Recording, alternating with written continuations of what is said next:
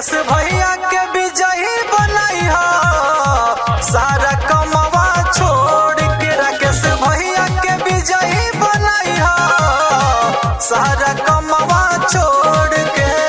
आइल बाटे भाई गो दोनों हथवा जोड़ के।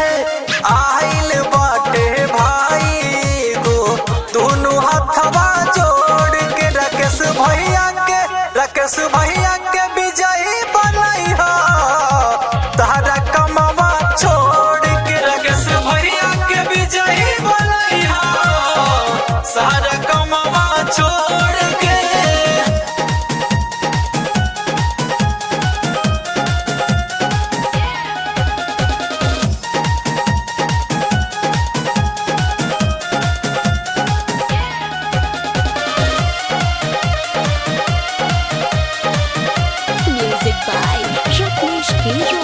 इनका से निक नहीं होवे कोनो नेता सब लोग तो बाहरे निकर चहेता।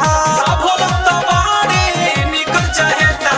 इनका से निक नहीं होवे कोनो नेता ग्राम सभा राजापुर के हुए चहेता। हुए चहेता हुए चहेता। अब की मौका जान छोड़ी हा भाई के विजयी बनाई हा।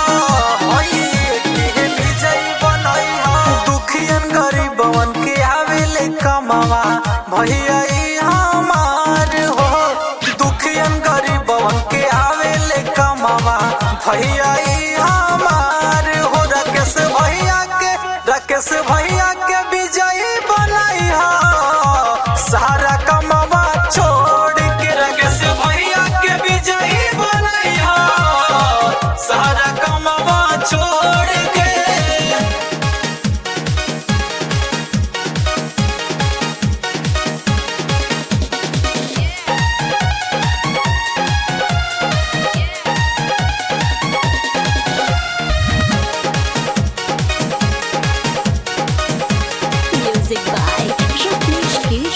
गरीबन किसान के हुए नेता ग्राम सभा राजापुर के हुए चहेता। ग्राम सभा राजापुर के हुए चहेता। गरीबन किसान के हुए नेता ग्राम सभा राजापुर के हुए चहेता। हुए चहेता हुए चहेता। शोभित मुलायम पूरा ग्राम सभा कहेला हथवा जोड़ के। कहेला हथवा जोड़ के। राकेश मुलायम पूरा ग्राम सभा कहेला हथवा जोड़ के। यशवंत मुलायम पूरा ग्राम सभा कहेला हथवा जोड़ के। राकेश भैया के विजयी बनाई हो